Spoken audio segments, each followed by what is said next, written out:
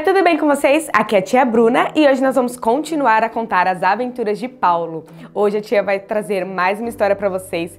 Então, Paulo e Silas estavam na cidade de Filipos, mas algumas pessoas não gostaram da mensagem que eles estavam levando e não queriam ouvi-los. Então essas pessoas se juntaram e levaram Paulo e Silas para os juízes dali. E vocês não sabem o que os juízes fizeram. Eles autorizaram para que prendessem Paulo e Silas. Mas antes disso, eles fizeram coisas ainda piores. Eles ali arrancaram as roupas dele e bateram nele. Mas bateram tanto que começou até a sair sangue da sua pele. Eles foram ali açoitados na frente de todo mundo. E depois disso, Paulo e Silas foram jogados na prisão. Tudo isso porque eles estavam levando a mensagem de Jesus, a mensagem da salvação para aquelas pessoas. E aí, quando chegou na prisão, eles até prenderam eles pelos pés ali naquela cela. E o que vocês acham que Paulo e Silas fizeram?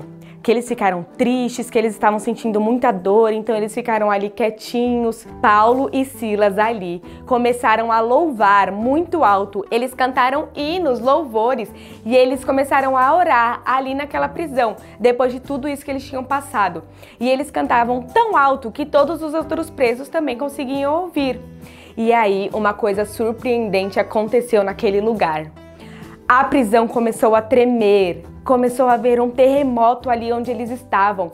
As celas começaram a se abrir. A corrente que acorrentava os pés deles se soltaram com aquele grande terremoto. Era Deus que estava ali naquele lugar.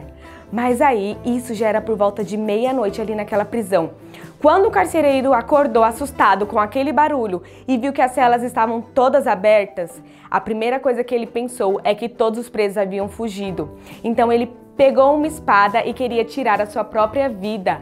Mas quando Paulo viu aquilo, começou a gritar: não faça isso, nós estamos aqui, nós não fugimos. E aí ele ficou morrendo de medo depois de ver toda aquela situação.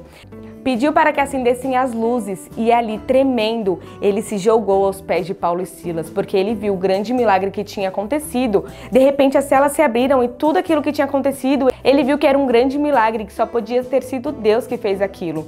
Então ele perguntou a Paulo e Silas o que era preciso para ele ter a salvação. Ele queria conhecer aquele Deus.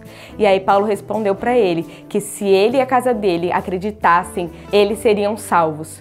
Então aquele carcereiro, depois de tudo isso, pegou panos. Vocês lembram que a tia tinha contado que bateram tanto neles que eles ficaram cheios de feridas, que saiu sangue?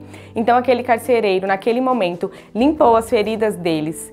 E aí ele chamou a família dele, porque ele queria que Paulo os batizasse. E ali ele os levou para a casa dele para uma grande refeição. Ali eles comeram, ficaram felizes, porque eles haviam conhecido um Deus maravilhoso. E aí, depois disso, Paulo e Silas pela manhã voltou para a prisão onde eles estavam presos. E depois de toda essa história, os policiais daquela época falaram: não, então manda soltá-los. E o carcereiro avisou para eles: olha, Paulo e Silas, eles pediram para que vocês fossem soltos, mas Paulo não se conformou com isso, porque eles eram romanos, então eles não deveriam ter sido presos, eles não deveriam ter apanhado tanto sem antes ter um julgamento. Então ele pediu para que os próprios juízes então fossem lá e os soltassem. E assim os juízes foram pessoalmente então até aquele lugar e falaram para eles que eles estavam libertos e pediu para que eles saíssem da cidade. Então Paulo e Silas foi para a casa de Lídia. Vocês lembram da Lídia da semana passada? A moça que vendia púrpura e que conheceu também a mensagem da salvação através deles? Então, ele foi para a casa de Lídia e ali eles continuavam a falar do amor de Deus. Olha o que Paulo fazia. Paulo passou por várias situações, umas tristes e umas felizes, mas nada o impedia de levar a mensagem de Jesus para as pessoas. E assim nós temos também essa missão, levar o amor de Deus para onde nós passarmos. Falarmos para as pessoas que nós temos um Deus que nos ama tanto que entregou o seu único filho para morrer em nosso lugar. E quem crer, como Paulo disse ali para aquele carcereiro, quem crer será salvo. Então é essa mensagem que nós temos que crer, que Jesus é nosso único Salvador. E é essa mesma mensagem que nós temos que levar para todos que conhecermos. Combinado? Então, a tia também quer deixar esse desafio e também para vocês lerem Atos 16 e Atos 17, que conta a história com maiores detalhes que a tia contou aqui. Combinado?